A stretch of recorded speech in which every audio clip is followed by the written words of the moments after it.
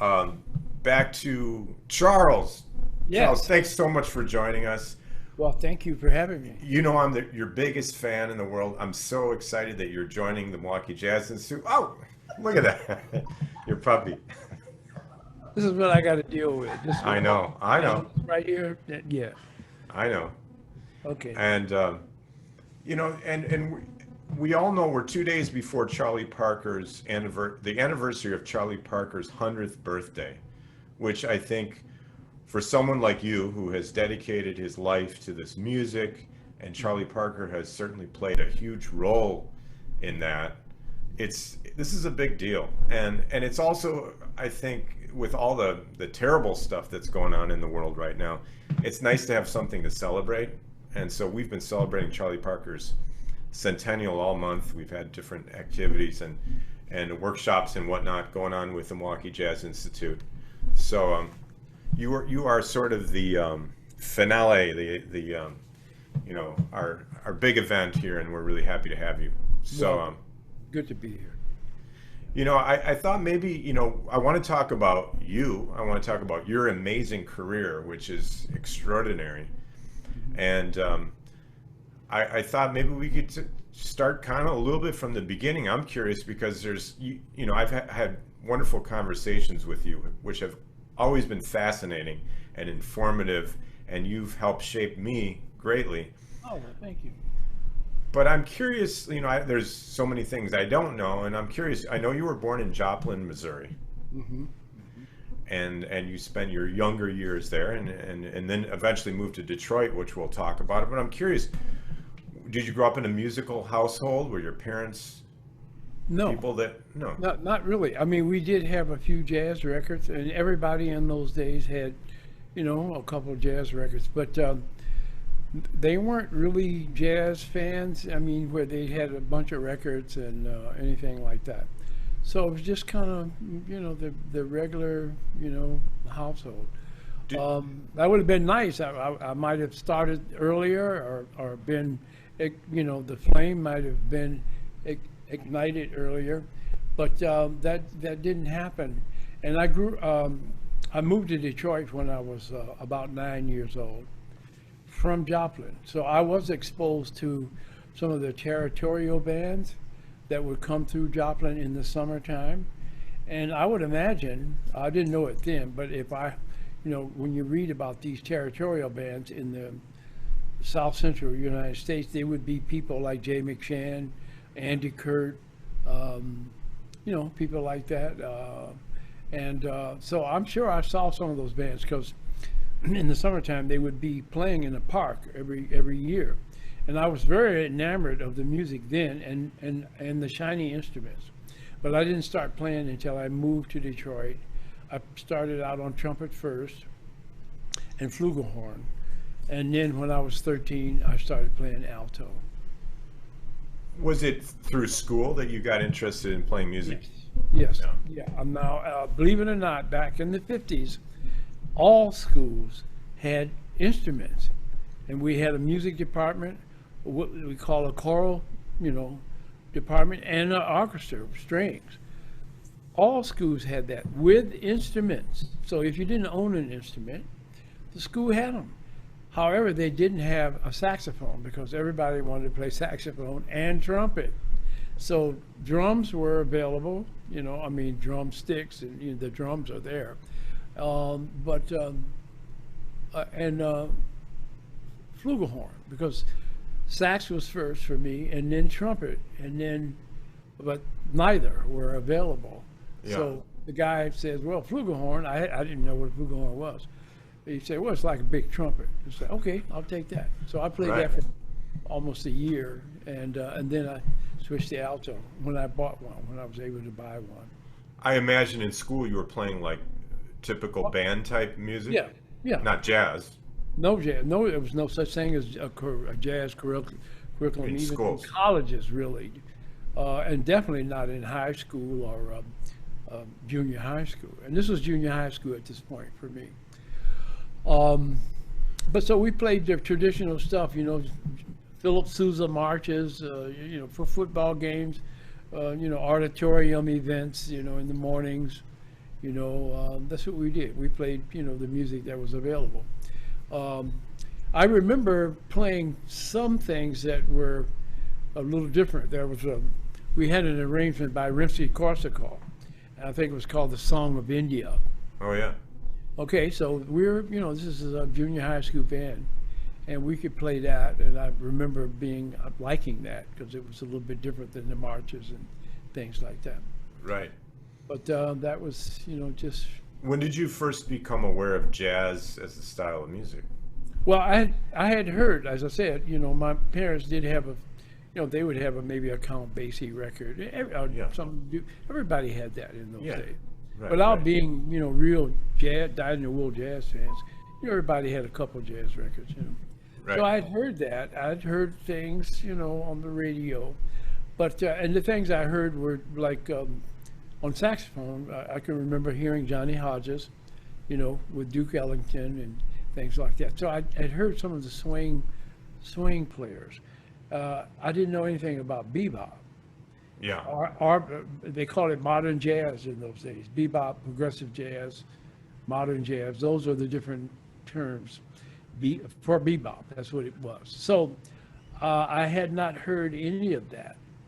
And a young tenor player that was maybe a couple years older than I saw this Johnny Hodges book. I had in my case, and he said, "Oh, that's really interesting. It's great. Have you heard Charlie Parker?" And I had not. I didn't know what he looked like. I'd never heard him. And he said, "Well, you should check him out too." And I said, "Okay." So I had a chance to check Bird out in a little candy store in my neighborhood on a jukebox, and it was Tico Tico. It was some of the South of the Border records. And I saw Charlie Parker, and then I remembered, oh, this is the guy that my friend told me about. Oh And wow. put the money in and heard Bird, and it was Tico Tico. What do you think that was around 1950 or Probably something like that? early 50s. Yeah, yeah. Early 50s. And when I heard that, that was it. Immediately, I knew. Immediately, and I'm about 14 at this point. Yeah. I knew that this is it. Who is this man? I want to get more records by him because it immediately made sense to me. And when I'd heard other people, and I'd heard other players before, I heard other people play a lot of notes. It's not like Bird is the only guy that did that. But it seems like when I heard him, I understood the notes. I understood the linear logic. No. And I understood, I could tell that he was connecting long phrases, very long phrases, and he's connecting them up seamlessly and with this logic, even though many notes are being played. But there's a sense of logic to them that I could hear even at 14. And when I heard that, that sounded different than other people to me that I'd heard up until that point. Now I'm like, who is this man? And then people say, well, that's Charlie Parker. He's kind of one of the founding fathers of this music. And then I find out there's a whole slew of players that play this way, that play this particular genre of jazz. And now, when I find that out, I'm totally hooked. And I'm like, okay, I want to get every record. I don't care who they are, because at this point, I don't know who they are. I just want to get anybody that plays this way. I like the way this sounds. And I certainly like this man, Charlie Parker. And so I just started getting, buying records. There's a little record store in my neighborhood, and I start, buying the jazz records. So it wasn't hard to find the records. No, it was not hard. And Yeah. just so happens on my same street, the greatest jazz club in Detroit at the time, at least the hippest one, was a place called the Bluebird, 2 blocks from my house. And then I find out that this club features this kind of music that I have just discovered. And when I found that out, that was it. So from that point on, I go down there in the summertime and just stand outside and listen. You could hear it. I mean, Yeah. it was in your Live neighborhood. music. Yeah, right 2 blocks in my neighborhood. And Barry Harris, great pianist, lived right around the corner from me. And here's who the house rhythm section was at this club. Barry Harris on piano, Pepper Adams on baritone sax, Elvin Jones was the house drummer, Thad Jones on trumpet, sometimes Billy Mitchell on tenor, great bass, a wonderful Detroit bass player named Beans Richardson. This was the house band. And when I heard these people play, I could not believe that. And that was it. It was like, okay, I'm hooked. So we have a highly, intelligent audience of attendees. And I mean, I think most people that are listening realize that Detroit in the 1950s and before and after was one of the hippest jazz cities ever. yeah, But I mean, what an interesting twist of fate that you moved from Joplin, Missouri, and then ended up in the neighborhood with the Bluebird and Barry Harris you're right there. right there. I mean, Okay. And also a young trumpet player that lived on my street named Lonnie Hillier. So I actually ended up going to New York with him, and we both started working with Mingus in 1960, both of us. how did you meet Lonnie? Were you Well, in Lonnie school was- together? Yeah. I'm 9. When I first moved there, I was 9 years old. Lonnie Yeah. is like just a few months younger. Yeah. And so when I go, the first couple of days that I moved there, I go out on the street and see if I can find any other guys Yeah. my age that I can play with. And Yeah. then I run into him, and it's Lonnie, it's he. Yeah. Now, he's not playing music really at that time, and I'm not either. So we're just kids. And we ended up playing pretty much the same time, in junior high school. So you became friends before you were even musical colleagues or Yeah, friends? we were just, guys. Neighborhood kids. Yeah, we were just playing cowboys and, just children. Would the two of you go over to the Bluebird together and check out? Yes, Yeah. because we both got interested in jazz at the same time. All right. And we both started playing, he started playing trumpet, and I played trumpet, and then I switched to alto pretty quickly.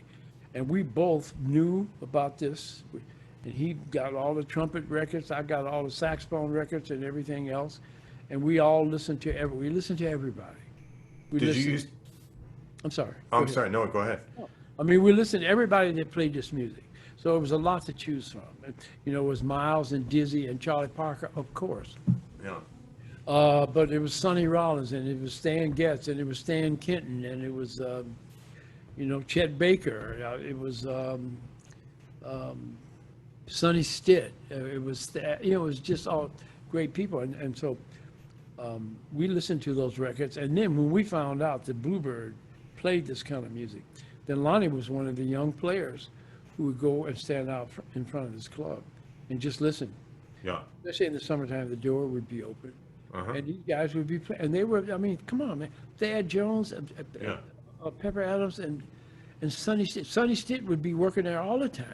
And Yeah. this is when Miles lived in Detroit for a couple of years. Uh-huh. So Miles was working there every night, 6 nights a week. And with Barry Harris, and this is the rhythm section.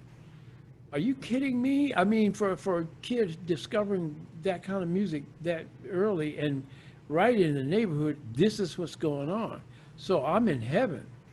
Were the guys receptive to you? Like, did you talk Yeah, to them they on were break? very nice. I must say this. They were very approachable. When in the summertime, Barry and Pepper and Thad, these guys would come out. It would be hot. They would come out and take a break, and then they would see Lonnie, myself, people like Roy Brooks, Louis Oh, yeah. Hayes. Yeah. Usually a lot of young Detroit musicians knew they would be out there. And when they saw us, they were so, I guess, to see kids that young. Mm-hmm. Because I'm not talking about 18, 19. I'm talking about 14. Mm-hmm. And and to see kids that young that have enough, whatever it is, to realize that this music is really special. That was it was like interesting for them. So they were very friendly. Yeah. to it, Now, we mentioned, Charlie Parker's centennial's 2 days from now, and I, of course, he's had a profound influence on you, and of course many. Yeah, And everybody, whether they know Everybody. it, whether they know it or not. You're right. A lot of people don't know it because I mean, they copied somebody that did, you know. right, right. Yeah, so it just whether by it's there whether they even are aware of it, you know. I have a lot of questions for you about Bird, Yeah. about Charlie Parker. I mean, maybe just to start with, what do you think? I mean, we know Bird loved Lester Young, and we know he loved Coleman Hawkins and Buster Smith, and there were other people, and he probably loved Johnny Hodges, I'm guessing. But what do you think it was about Bird that was innovative or different, and that made him a little different? What do you Well, think? there are a lot of things, and you know, everything is everything, you know, and you can't take one piece out of the puzzle without changing the whole puzzle. So there's a lot of component parts that make Charlie Parker who he is. One of the things is he's born at the right time, you know, so when he was born, where he was born. So you got geography, you got the state of the world at that time. You got Kansas City, which at that time was the place where that, you know, prohibition was not happening. It was a wide open town. You know, every place else was no whiskey. Kansas City was open. So here's what that means, like it or not. It means there's a club on every corner, and there's live music in every club. There are many, many clubs. Okay, so that means that musicians are working and playing 6 nights a week, all the time. They're playing all night, all day, and there's a lot of music going on, a lot of work. So this was attractive to people who lived all over the United States. You know, people from New York and the South and from the West would congregate in Kansas City because this is where all the work was, a wide open town. Charlie Parker just happened to be born there. And guess what? In 1920, which means as a young kid, this would be the early 30s, he's growing up and he's hearing the greatest saxophone players at that time. People like Coleman Hawkins is from St. Joseph, Missouri. Ben Webster is from there. Lester Young was there in Kansas City. All of these great people were there. Herschel Evans, Count Basie was there. All of these great people, musicians, great clarinet players, great alto player that Bird really actually stole a lot from in the way of phrasing, was a guy named Buster Smith, who Bird loved. Buster Smith was a crack shot clarinet player, and he was played with the Oklahoma Blue Devils. Great clarinetist and good technique on the horn and very harmonically sophisticated. This was Bird's surrounding. Now you take that. Now look, you got a fertile, that's like planting a flower. You got the dirt is fertile. That's Kansas City. Now you add natural talent to that. And now here's what Bird had in the way of natural. He had a near photographic memory, really bordered on photographic memory, and also ear memory. He was one of those kind of guys that he would hear a tune once and that's it. He's got it. He heard it, or he could look at a piece of music and after looking at it, almost turn away and play the music. So this is a very gifted man in that, and he obviously had great muscle memory.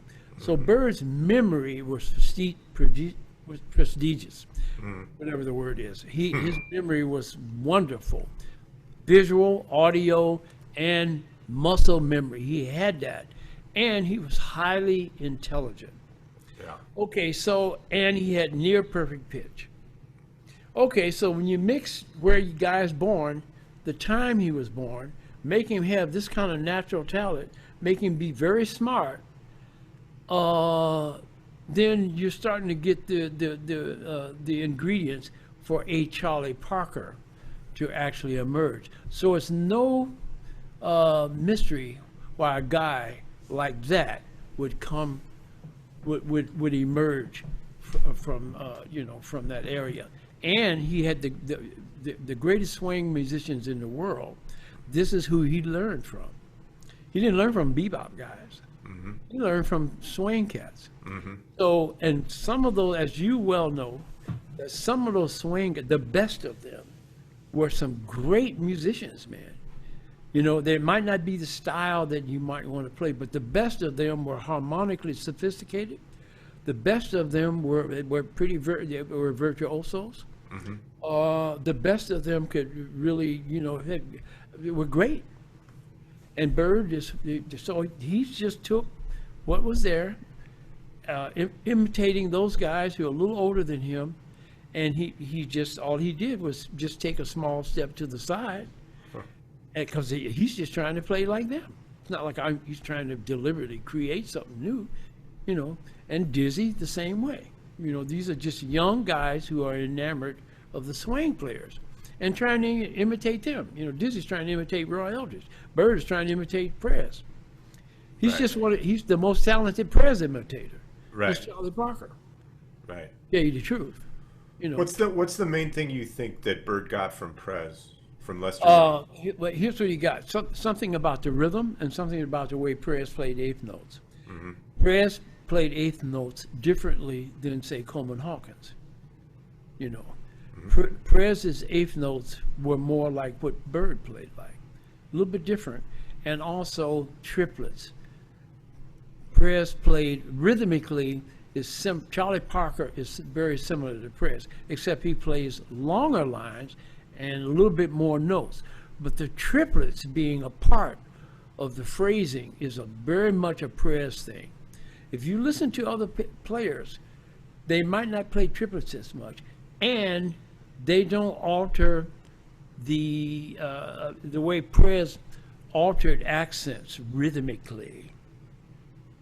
Prez would play a line and alter an accent and make it on a down that you thought would be on an up, or make an up that you would think would be an up, but he did, or vice versa. So he's doing this little curveball stuff in his phrasing all the time with these triplets, and he's playing these eighth notes that are not really dotted eighths and sixteenths, like deet da deet da deet da deet da. Right. But they're not straight eighth notes either. They're somewhere in the middle. So Prez is playing like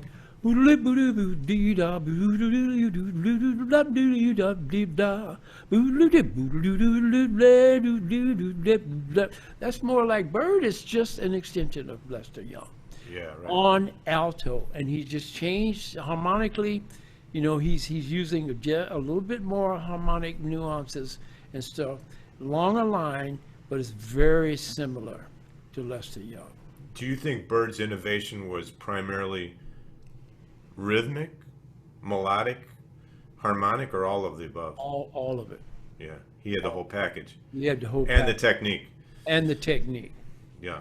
So the thing that makes Bird relevant today, while people are still talking about Charlie Parker, is that he did everything so well, so young. We all eventually get it. But this guy got it at 22, 23 years old. And when I say got it, I'm talking about complete. Yeah. You'll be able to go hear some talented kids these days that play the instrument well, maybe, Right. that are well educated. But you won't hear the musicality, though. That's going to come later in life after they've lived life. Mm-hmm. You won't. Bird already had everything as if he were already 50 years old. So it's not just great technique that you hear and velocity and cleanness. The musicality is spectacular. It's not just good. The harmony is great. The melodica is the greatest note for the moment, all the time, not sometimes, all of the time. And the rhythm is spot on. The rhythmic configuration, Bird actually plays. The way Bird starts phrases, you will think he's not going to come out right because so it's basically like listening to a drunk man walking a tightrope that never falls.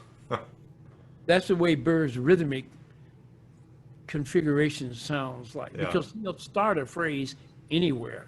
Doesn't Right. have to be on a down or an up. It can be on the end. So he was really in this micro beat. He could start a phrase anywhere and make it come out right down the line. Anywhere on the horn. I don't care what the tune is or what the tempo is. Do it at will with pristine technique, great intonation, and the greatest selection and sequences of notes.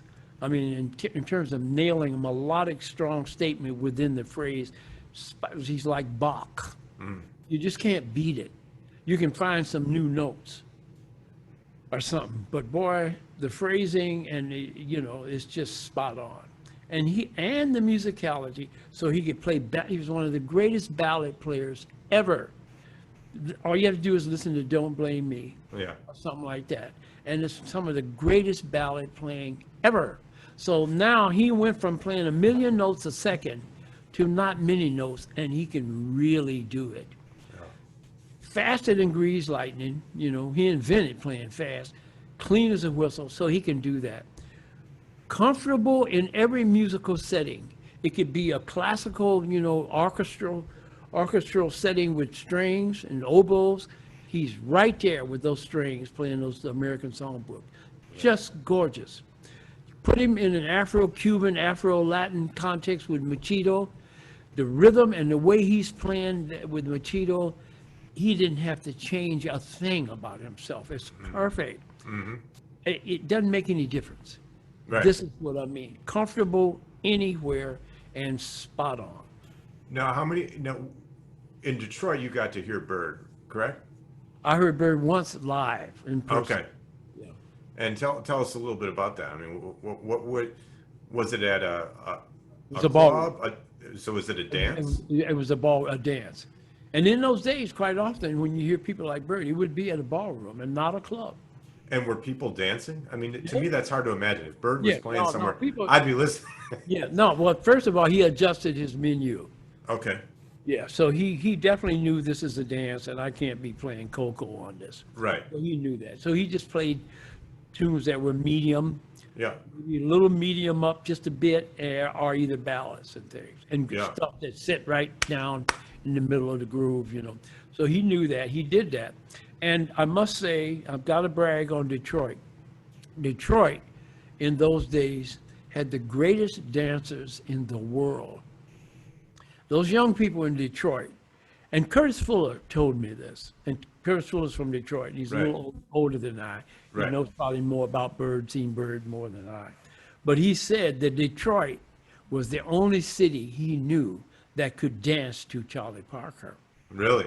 Yeah. Yeah. And I That's said, that's some sophisticated music to yeah, dance to. yeah. So I said, what do you mean? He said, Detroit, when the tempo was just a hair, the Detroit dancers instinctively danced in cut time. Okay. Yeah. So if the quarter note was too fast, Yeah. they knew instinctively, don't try to dance to the quarter note when you're looking like that. Right. They would cut it in half, automatically, not knowing what the hell they're doing. And so, he said, man, that was Detroit. In those days, was the only city could dance to Charlie Parker. So Charlie Parker would come, and all he'd have to do is just be considerate about the dancers and not play too fast. And, yeah, man, they cut time on that. No problem. And they're ballrooming now. They're doing swishing all over the floor. I mean, this was dancing was a very important part of young life in those days with each other. I'm not talking about the way people dance now, just standing Yeah. up and gyrating. I mean, these people are dancing with couples and they're like, all kinds Yeah. of Right. slick, Yeah. But anyway, they could dance to Bird and Bird. So Bird, that was the setting. Well, how at that point when you met, I mean, you heard him and you got to talk to him. Yeah, I talked to him. He Were was a you friend. at that point? Were you pretty into this music, or were Oh, you yeah. just Oh, yeah. so you knew Bird's music well?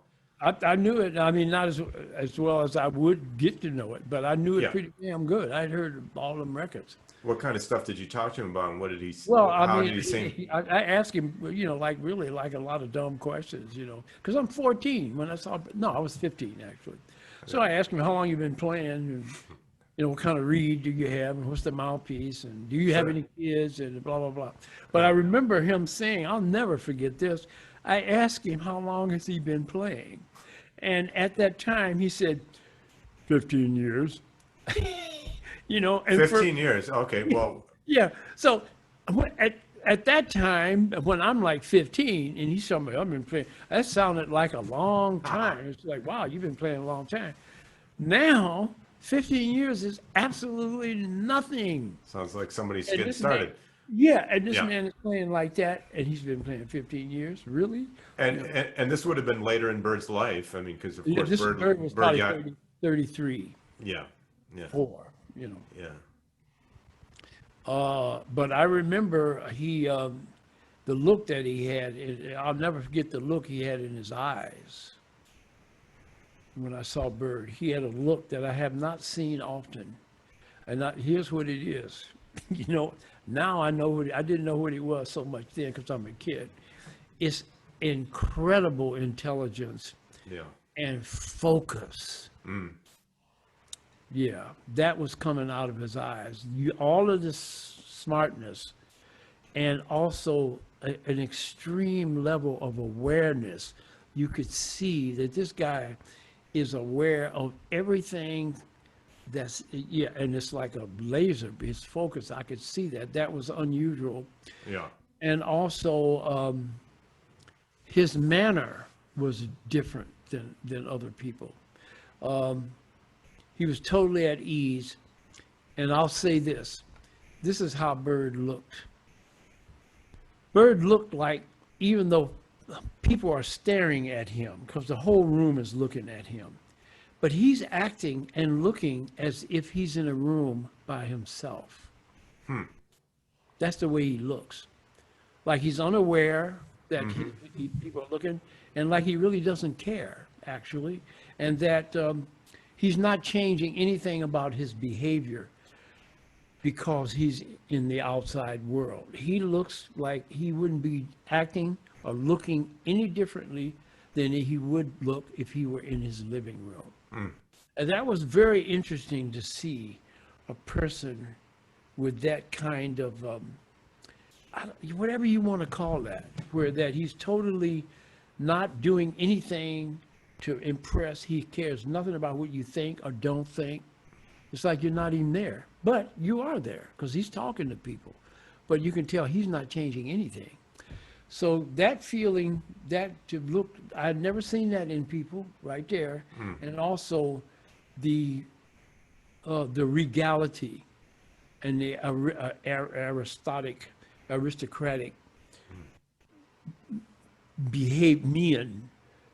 the way he carried himself was really like a king, without being ostentatious or loud or this is I'm Bird and you're nobody. Without that, it's just his deportment. It was just like regal, and he reeked. You could cut it with a knife. I've heard a couple of the interviews, and there's a newer one that I heard recently Yeah. that someone discovered, and he had that really proper way of speaking. Perfect. Yeah. Yeah. Perfect English, long sheets of sound. He talked the same way he played. When he said something, it was never just one. It was like, brrrr, that's it. We're going to play a tune written in 1942 by my worthy constituent, Mr. Dizzy Gillespie. We sincerely hope you enjoy. Saul Penis. Boop, boop, boop, boop, boop, boop. That's it. Everything about it. He introduced the tune, no hemming and hawing and raw, no halter, stuttering, nothing. Yeah. Just 10-word sentence, bam, nail it, and that's the end of it. That's the way he talked, and he played the same way. And what was it like to hear him? I mean, because there's not a chance to talk to people often that have heard Bird live. What was his sound like? What did he? I can't. Let me tell you. If you never heard that live, it's just sorry, because there's nothing on record that he did that will let you know the type of sound, the power of the sound, and the articulation that this man is doing. Those records do not show that. So these records that you hear of other people like Cannonball and everybody else, Sonny Stitt, that lived a long time, you're hearing how they're playing the horn. You're hearing what they're doing and what they are about. When you hear Charlie Parker, unless you heard that in person, you're not hearing what Charlie Parker really sounded like. You're hearing what the technology allowed. In person, here's what you would hear. First of all, a half a block before you get to the joint or wherever it is, you're hearing him. That's number one. When you get in the room to where he is, on or off mic, you're hearing a person that can fill the horn up and fill the room up without overblowing, without too much stress. And you're hearing that, just this fullness and power of sound. And you're also hearing the articulation with the tongue and the attack. I can't express this more. Charlie Parker's attack was like he shot a bullet that would pop a glass, like a wine glass. When he hit, this is kind of technical, but when saxophone players know, when he hit his left hand B natural and hit it, it would be like, it would be like, da, and it would be literally, if a glass were there, I could see him shattering it. That's how much his attack was. You do not hear that on records. That doesn't show up. He had that. And he had this tongue stuff that does kind of show up on records, but not like what it is in person. Right. Yeah. So all of this and just this crystal clear sound with this resonant and buzz and just the greatest time feel I've ever seen in my life. I've never seen anybody look like that when they played. The way he sort of bounced with the music, which gave you an idea of how he's feeling the quarter note. When I saw that as a young person, I said to myself, I had enough sense even then to say, if this is how this man is feeling that quarter note, then there's no wonder he plays like he does, because his body language with the quarter note was really interesting to watch. Really, I can't describe it. It was just like he had the bounce was right what the beat was, but his foot would be right on in terms of the time. But what he did with his body would be a little after the beat. So the bounce would be a thousandth of a second delayed with the beat of his foot. And to watch that was just really something. It's like, man, if this guy is feeling the quarter note like that, then the quarter note to him is this wide. It's no wonder he's doing what he's doing, because he's something he's feeling with the time that I don't know if a lot of people feel it like that. Right. Anyway, people who heard Bird live, that's why they say and act it, because they really know. And Well, it's not, so it's just, it is what it is. Well, you were also lucky to be in the same neighborhood as Barry Harris, who Yes. I think most of the attendees and listeners here know that Barry is one of the greatest pianists of all time, and also one of the greatest teachers. Yeah. And tell us a little bit. I mean, I know you studied with Barry. Yeah. And Lonnie did too. Lonnie Hillier did too. Yeah. And many others did. Right. Was that sort of an informal situation where you just Yeah, it was hang out? Yeah, it was informal. And I met him just from coming out and standing out in front of the Bluebird. And we sat in one time. The club owner saw us, and he knew we were young musicians. So on one Sunday afternoon, Miles was working there at this time. Okay. And he said, you guys, there's a matinee on Sunday. If you bring your parents, you can come in and play a tune and then get out. So we did. We played a tune. I think it was Star Eyes. And Barry, was there. Miles and them they were going to play later. And we played the melody okay. But when it came time to solo, it was like gibberish. Because we didn't know anything about it. Our ears were good, but it wasn't that good. We didn't hear everything that it is to hear. We could hear certain things, but a lot of it would be just nonsense. Yeah. And Barrett could hear that, and he said, well, you guys got to learn more about harmony. And there's some method to this stuff. So you know, if you live in the neighborhood, just come by some. So we did. We started coming by Barry's house. Now, go ahead, Charles. No. And then basically Barry at that time was just kind of beginning teaching.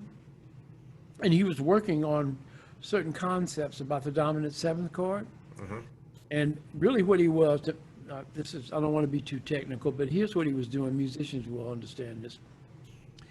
He's starting to teach some of these young people, and I'm one of them, trying to make them understand quickly and learn exactly how to improvise. And you start thinking that there's too much emphasis on the minor two chord. And so he started thinking, I'm going to teach these young guys to have more emphasis on the dominant five. The minor two chord is the same scale, and it only lasts a moment, and you're on the dominant five anyway, and it's going to be 5-1, and also all of the harmonic goodies, the upper partials of the chord, are going to be on the dominant, not on the minor two. So you're going to flat at 9, raise 9, 13th, and 11th, and all this stuff's going to be there. So instead of saddling the young player with a bunch of 2-5-1s, just think 5-1. And you're going to play across the two anyway, and be thinking, target the 5. And this was what he was doing, because that was different from the way he learned. And it was like, let me experiment. Here's some guys who know nothing. So let me, if I'm going to try this approach and see if these guys actually learn faster. And it did work. So you were one of his Earliest student. one of his early students. One is the early student. I mean, do you think, like, I mean, and you've told me, like, I know a lot of people study with Barry. I mean, did Paul Chambers learn a lot from Barry? Oh, yes. Yeah. All those guys. Yeah. Paul Chambers, who's the other bass player? He was Paul Chambers' cousin, Doug Watkins. Doug Watkins. Yeah. Doug Watkins. Everybody. Yeah. Yeah, all of them, because they would. Barry held open court in the afternoon. Okay. He worked in the evening, so he had a gig that lasted for years. So in the daytime, he's free to practice. So Barry's house in the afternoon would be open court. Everybody would come by there. Everybody from Detroit and New York musicians that were working in Detroit, they knew about Barry's reputation for having open court, and they would come by. I remember seeing Train come by. Yeah. I mean, I've heard about Coltrane going to meet with Barry. Yeah, he did. And when do you think that was? I mean, it was in the 50s, right? Oh, it was when with Miles. Train was working with Miles. They were working at the Bluebird, this club I'm talking about. Okay. So that was Miles, Cannonball. You know what? It might have been when Train was working with Miles and Cannonball wasn't there. Yeah. So But it was mid 50s or Yeah. Oh, yeah. Late 50s. Yeah. Mid to late 50s, or middle 50s. And he was there, and he asked Barry what was he doing. You know, he pulled his chair up, sat right beside Barry. He had his horn out, and he looked at Barry and he said, "Just what is it that you're working on these days?" And then Barry explained just what I told you about the 2 5s and eliminating the 2. And that seemed to resonate with him a lot. You know, he called him, and so Barry said, "Just try it. Just play some tunes. Forget about the 2. Just play the 5, and he played the 5 on the 2. Just do it and see what happens." And some very interesting notes come out. You know, that's a very interesting sound. If you notice later on, when Train got into the modal thing, a lot of the sound that's classic Train is this. As a piano player, you would know this, and musicians. Voice a C minor 7th chord with your left hand, but play an F, A, C, F7 with your right hand and play that chord at the same time. And you will hear the sound that's classic Train. And He's thinking more dominant. Yeah, against the 2. Yeah. See, everybody's thinking 2 and then 5, but to think 5 on the 2 is adding another dimension to the 2. Now, that's a tricky thing. First of all, you got to know there is such a thing as a minor 2. So it's not like you erase that totally from your vocabulary. Know it's there, know when you want that sound, but also know that you can superimpose the dominant right on the two if you want. Even Right. if you're, especially if you're playing like a sustaining chord of the last chord of a tune, Uh-huh. and you want this minor ninth sound to have the 5 chord in the right hand, and you get that otherworldly sound.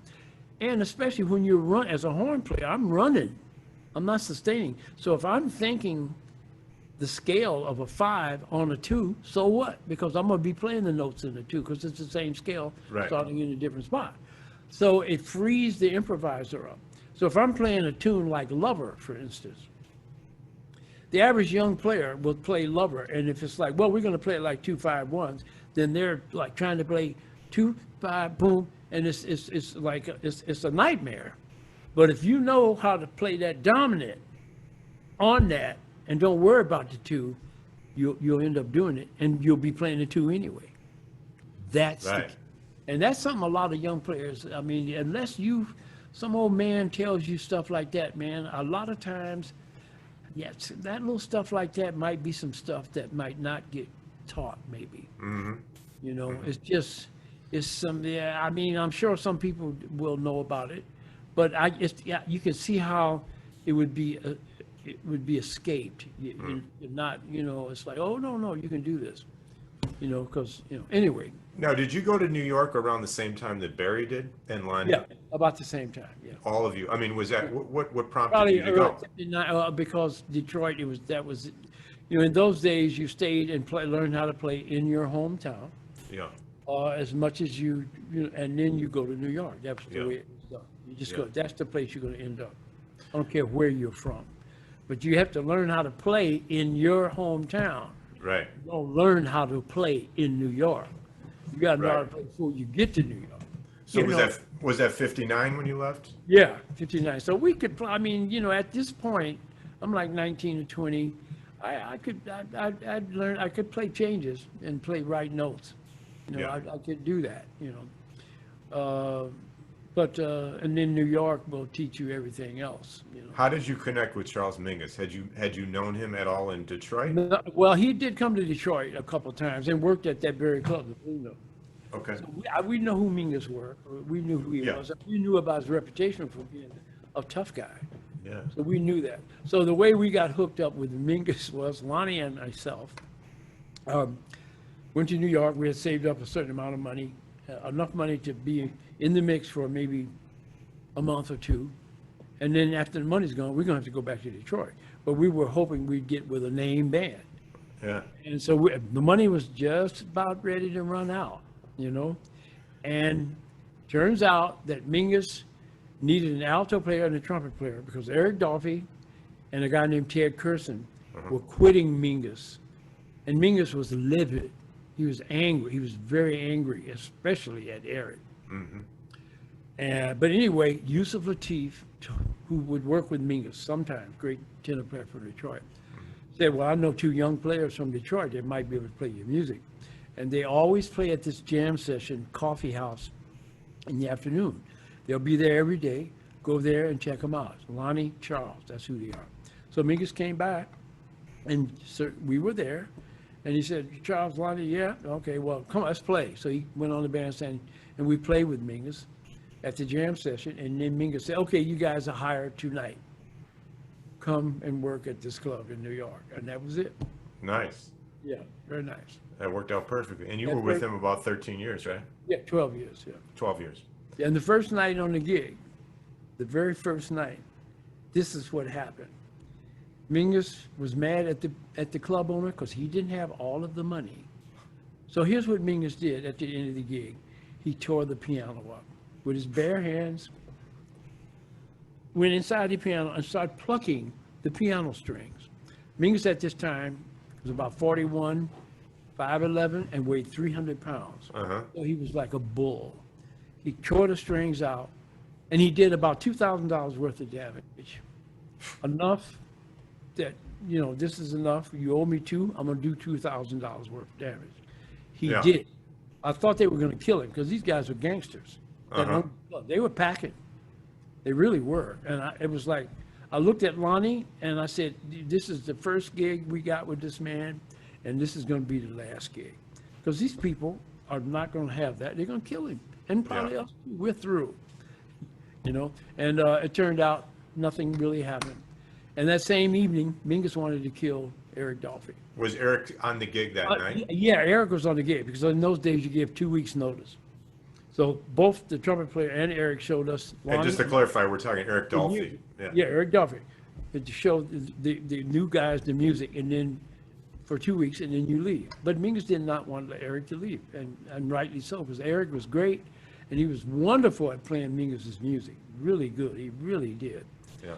And Eric was a hell of a musician. You know, he was a great, good technique, a wonderful musician. You know, flute, bass player. He was great. But Mingus wanted to actually kill him.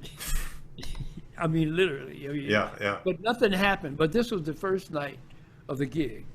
And Lonnie and I were like 19, 20 years old. We were terrified. This is your first gig with Yeah, Mingus. this is the first gig, and here's what this man is doing. Tearing up the piano in the gangster's joint, wanting to kill the previous alto player. And this guy weighs 300 pounds, and he's whatever, and we're like 20 years old.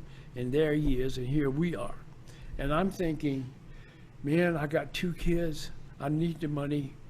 I don't know what I'm just going to have to deal with this guy. So did he want to fight Eric Dolphy? Is that what it was? Yeah. Yeah, he wanted to do it. And so what happened? Yeah, nothing. Because Mingus would be a lot of bluster. But he did what? He pulled a knife out on Eric. He said, you can't quit me, Eric. We're going to die right here tonight. And he pulled a knife out, and Eric is this really sweet, intelligent, soft-spoken man. Yeah. And he looked at Mingus and smiled and said, Mingus, I don't have a knife. Come on. And Mingus said, well, wait a minute. I'll go buy you one. Yeah. So he went, I swear to God, he goes over to a candy store, gets a knife, buys this big switchblade. Whoa. And comes back and gives it to Eric. And Eric just laughs at him and just says, come on, Mingus. And of course, nothing happened. Yeah. And Mingus probably wasn't going to do anything anyway. Yeah. And it all dissipated. But for 2 guys 19, 20 years old, this was startling, man, to see that we're working for a guy that wants to do this to the saxophone player and will do this to gangsters. It was like... Quite a start to that gig. Yeah, that's exactly right. I want to talk about your new record, but Okay. And we'll do that in just a second because there it is. There it is. And I told you I've been listening to it. It's incredible.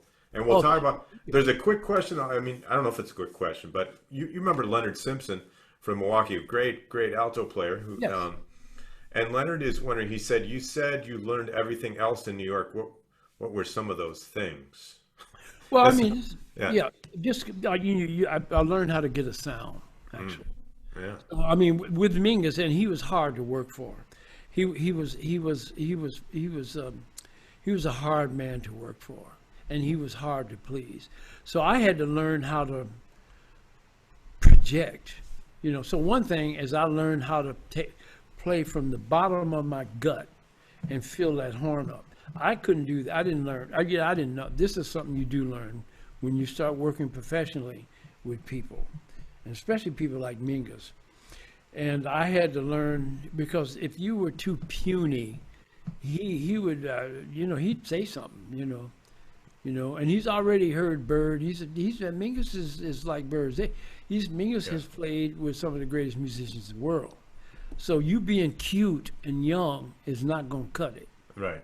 You know what I mean? So he didn't care nothing about that, how young you were and how cute. That meant nothing. And if so I had to learn how to fill a room up off mic, not with a mic, off mic. Uh-huh. And so I learned how to do that. I learned how to get a sound without choking the reed, and you learn how to project, for one thing.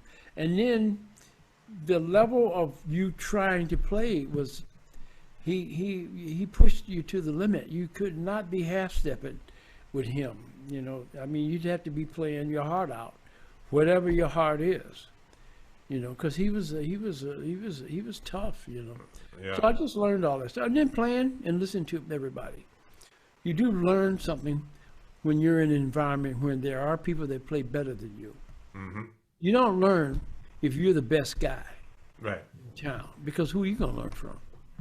believe you me, when you go to some places where that there are several people who play as good, if not better than you, you will learn. And that's what New York offered back then. I don't care what you played. You know, there's going to be a bunch of alto players that can play. There's going to be a bunch of piano players that can play. You know, and you can be the golden boy in your hometown. But in New York, you're just another guy that were all golden boys in their respective hometowns. And they're in New York now. Right. Competition is high. A lot of players. Rent is ridiculous. It is what it is. And back then, it was rough, you know. You know, we were talking about your new record. Yes. Like I said, I've been listening to it. You know, and Thank you. and everybody who's tuned in tonight really ought to check this record out and buy it. It's available now, right, Charles? Yeah, you or can is buy it coming out? Yeah, you can buy it online from my site, www.charlesmcpherson.com. So it's available, you know, on the site. You know, One of the things that really like and grabbed it's me about released in September. It'll be released, okay. you know, to download September 25th. I mean, I recommend getting the actual physical copy if anybody out there still listens to CDs like I do, because there's great liner notes, there's great pictures. The whole thing is put together beautifully, but the music is incredible, Charles. Well, thank you. And one of the things that really grabbed me about it is that it features all of your compositions. I mean, it's all original music Right. of yours. I don't think there's anything on the record that you didn't write. Is that No, correct? it's all original music. Yeah, and it's Right. ballet music. So it's a little different. It's not the regular wham bam thank you ma'am jazz bebop record. It's a little different. And because it's written for dance. So there are two suites. One is called Song of Songs, which is based on the Old Testament Bible story of King Solomon and this young woman who's in love with him, he in love with her, but it never happens. It doesn't work out. But so you got these people that are wishing it would happen. So that's the old Bible story, old Hebrew story. The other suite is called Sweet Synergy. And that's a different suite. So I'm like resident composer for a ballet company here in San Diego. And my daughter is one of their solo dancers. So I started writing for them, and that's how I got involved. And so there are 3 suites, 2 medleys.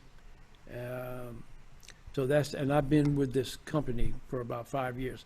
But all of this here is ballet music, so it's a little different, you know.